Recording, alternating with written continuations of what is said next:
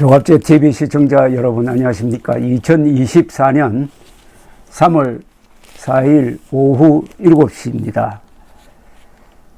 오늘 조선일보 이면내 조갑제닷컴이 출판한 건국전쟁 광고가 나왔습니다.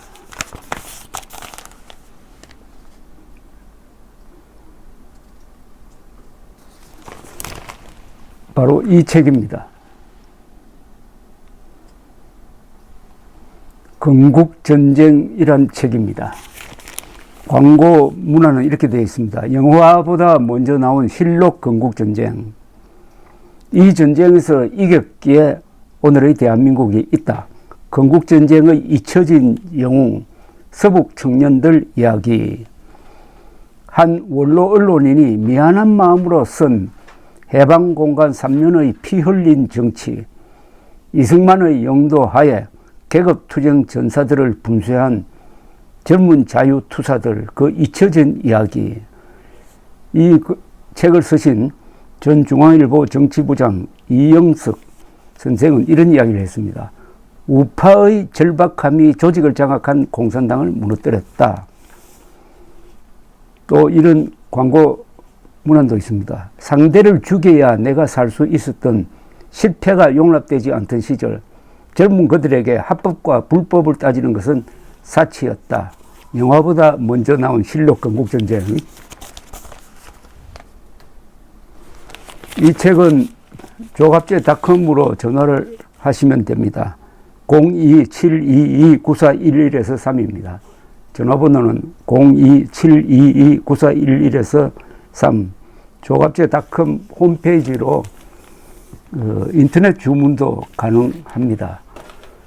여기서 건국전쟁이라는 이 책 제목이 생겼는데, 이 책은 2018년에 나왔습니다. 그런데 작년에 지금 한참 인기를 끌고 있는 건국전쟁을 만드신 김덕영 감독이 저한테 전화를 해왔습니다.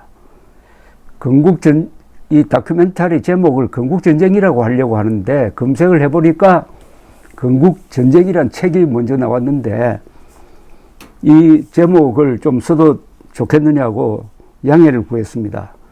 그래서 이영석 선생한테 이야기를 해서 건국전쟁이라는 이름이 그 다큐멘터리의 제목이 되었습니다.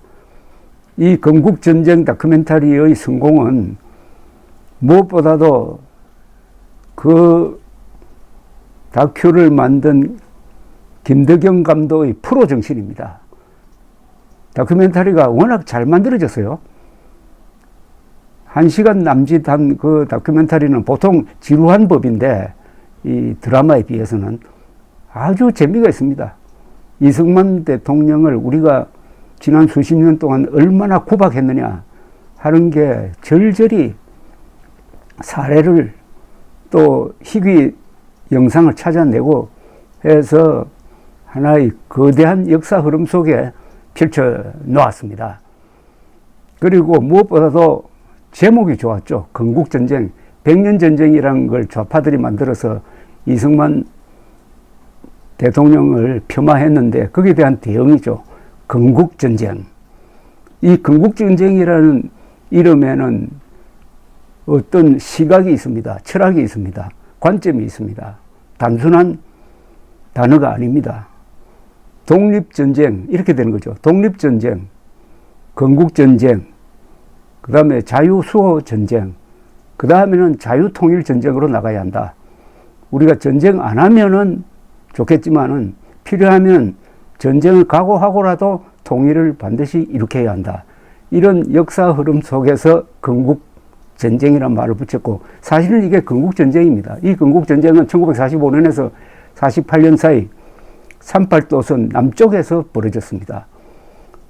우파와 좌파의 대결, 즉 공산주의자와 민족 진영의 대결에서 피 흘린 사람들이 많았고, 그 건국전쟁의 하나가 바로 제주도에 있었던 4.3 남로당 무장폭동입니다.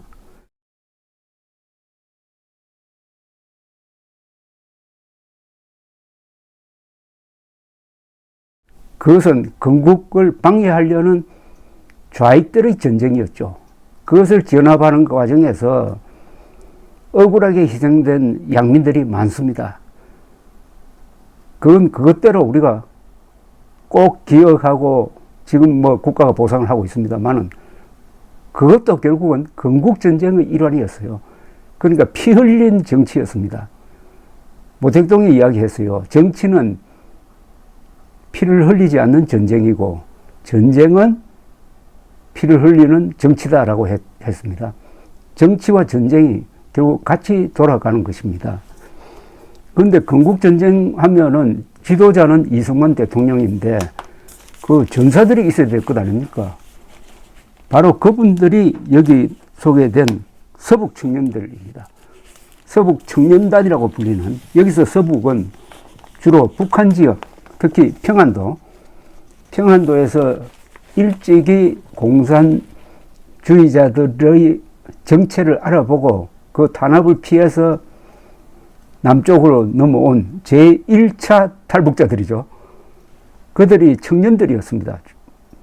주력 부대가. 그리고 이들은 기독교인들이 많았습니다. 그리고 학력이 높았어요. 그리고 가정이 잘 사는 분들이 많았습니다. 이분들이 산팔도선 남쪽으로 내려와 보니까 여기는 공산주의에 대해서 환상만 가지고 있고 그런 국민들을 속이는 좌익들의 선동에 의해서 좌익 주도로 세상이 흘러가고 있더라. 공산주의를 체험한 입장에서는 그야말로 눈이 뒤집힐 지경이죠.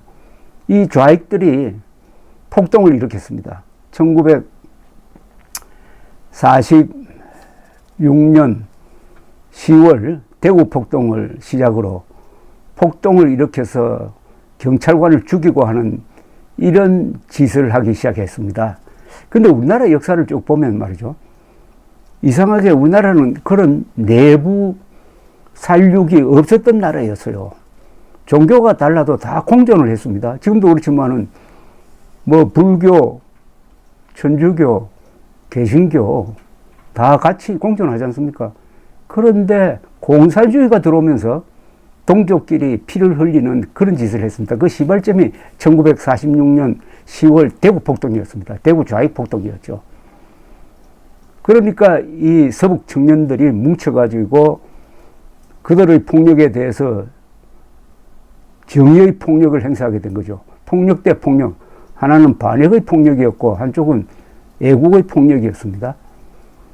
그런 사람들의 이야기가 그동안에 묻혔을 뿐만 아니라 오히려 서북 청년단은 테러리스트다. 아니면 이승만 앞잡이였다. 이런 식으로 억울한 누명을 쓰고 역사 속에서 묻혀갔습니다. 지금도 잊혀져 있습니다. 이승만과 함께 다시 살려야 될 사람들이 서북 청년들의 이야기인데 바로 이영석 선생이 중앙일보 정치부장 출신인데 이분이 기자 생활을 하면서 자신도 서북 청년들에 대해서 너무나 냉담했는데 은퇴한 다음에 자료를 보니까 아, 이들이야말로 건국의 천병이었구나. 건국전쟁의 천병이었구나. 그래서 자료를 찾아서 아주 묵직한 책을 썼습니다. 이 책은 페이지 수가 아주 많습니다. 마지막 페이지가 474페이지, 2만 원입니다만. 이걸 써가지고 출판을 저한테 의뢰를 해서 건국전쟁이라는 제목도 이영석 선생이 지어서 가져오신 겁니다. 이게 영화 제목으로 이어지고 그 영화가 벌써 100만을 돌파를 해서 김덕영 감독 이야기는 반드시 200만 이상으로 가야 된다. 왜냐하면 노무현 다큐가 한 185, 6만 된다고 합니다. 어떻게 이승만이 노무현보다 밑에 있을 수가 있느냐. 이건 자존심 문제다. 반드시 200만까지 올라가야 된다라고 이렇게 역설을 하고 있습니다.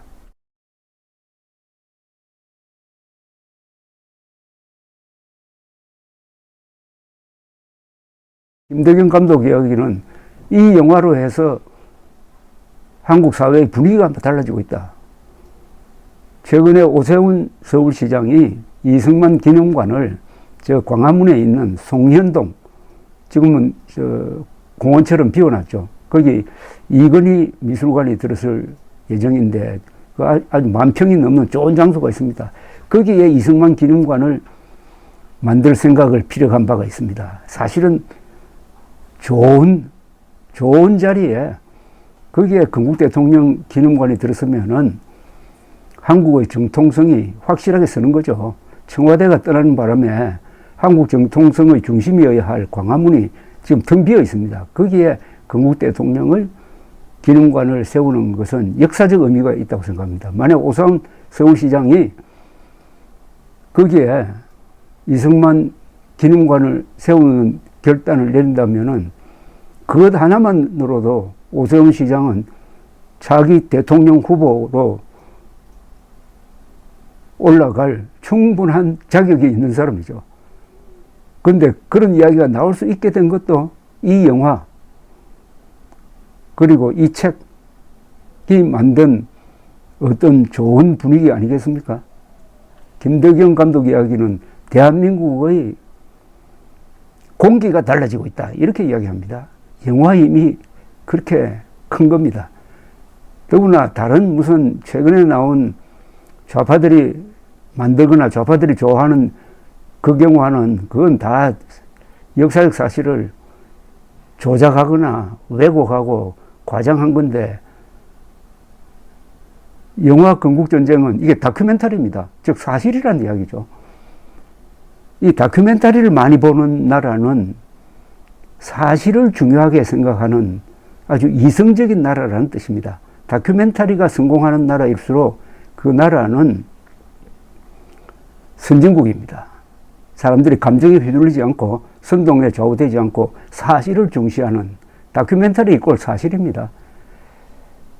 그런 점에서 요사이 참 기분이 좋고 이 광고를 냈더니 전화로 주문을 하시는 분들도 많습니다.